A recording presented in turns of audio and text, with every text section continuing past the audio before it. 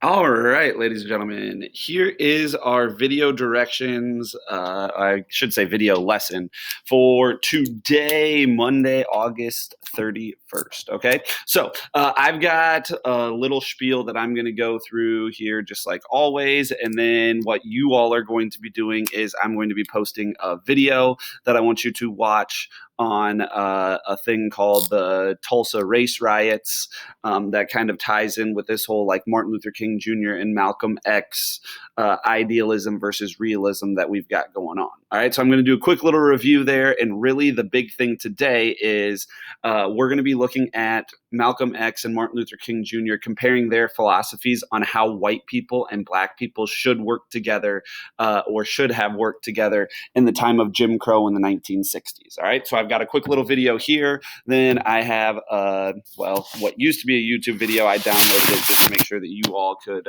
see it without any sort of issues that you're going to be watching. And then you got a short little activity very similar to what we did last time we had class on Thursday. All right, and just a quick little review. The main question for the unit that we are looking at is I want you to, at the end of this, you're going to have to kind of figure out for yourself, and there's no right or wrong answer here. I'm not trying to get you to like think one way or the other.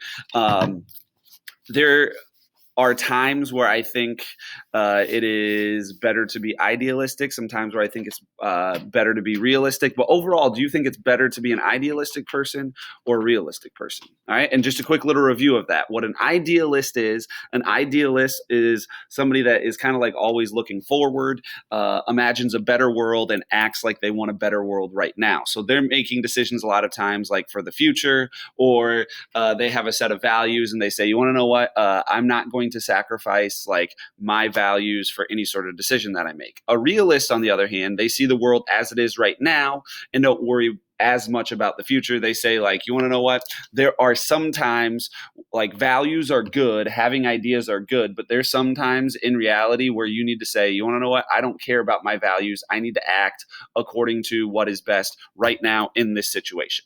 All right. So, and the reason why I'm even bringing up Martin Luther King Jr. and Malcolm X is because you all have probably started to figure this out doing the activity on violence, that Martin Luther King Jr. and Malcolm X have two very, very different philosophies in general. So when the question is it more beneficial to be an idealistic person or realistic person, it's really, really good. It's a good example to use Martin Luther King Jr. and Malcolm X for idealism and realism, because Martin Luther King Jr. is going to be an idealist. You probably picked up on that a lot more in the activity that we did with violence. So like, for example, when it comes to violence, Martin Luther King Jr.'s on violence is essentially violence does nothing but it multiplies evil and hate, as he says down here.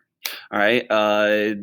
He is very idealistic in the fact that no matter how much violence happens to Black people, for example, here, he is saying, in the example that we're looking at, you should never use violence because violence leads nowhere. So he has this idea of nonviolence, and he is willing to put that to the test and use that idea of nonviolence all the time. And that would make him more of an idealist. He imagines the world as a better place without any violence, and he's willing to act on that way right now.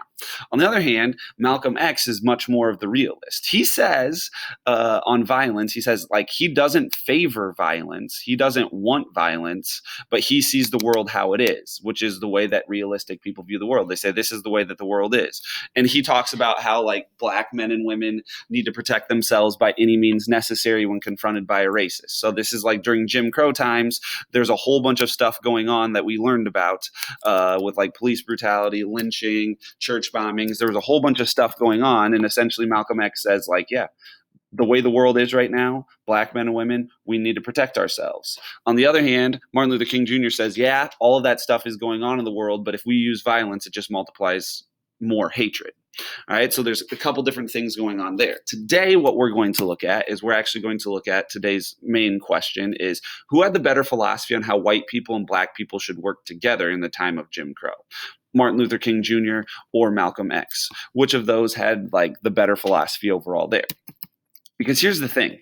In America about this time, there were some major questions on like just with all the issues going on between race, with police brutality, lynching, church bombings, like how exactly white people and black people could live together in the same country. All right. And one example that I want to bring up here really quickly, and that I want you to watch a video on, is there's actually an example of this in the 1920s, even before Martin Luther King Jr., Malcolm X were really like big deals.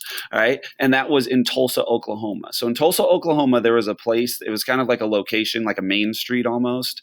And it was called, oh my goodness, I cannot spell. All right. It was called Black Wall Street.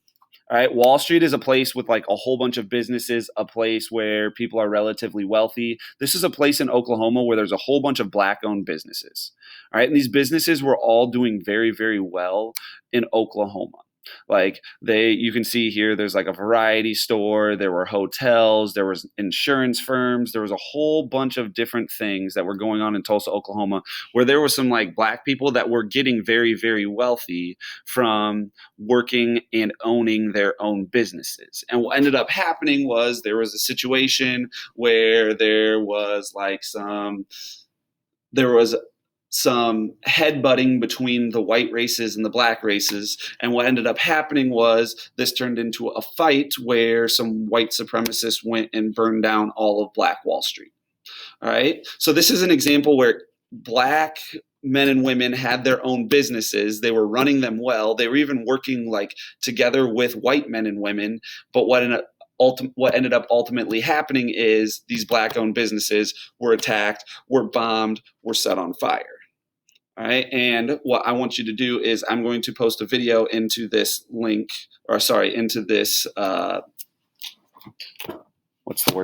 this classwork section. I'm going to post a video on the Tulsa race riots that I want you to watch. Okay. So I'm going to go ahead and I'm going to have you do that now. Once you get done watching that video, what I want you to go to is I want you to go to the Google Doc that I've also posted under this classwork section, the MLK and Malcolm X working between races. And then I'll have a quick little video direction on that. And that's your activity for today. Thanks.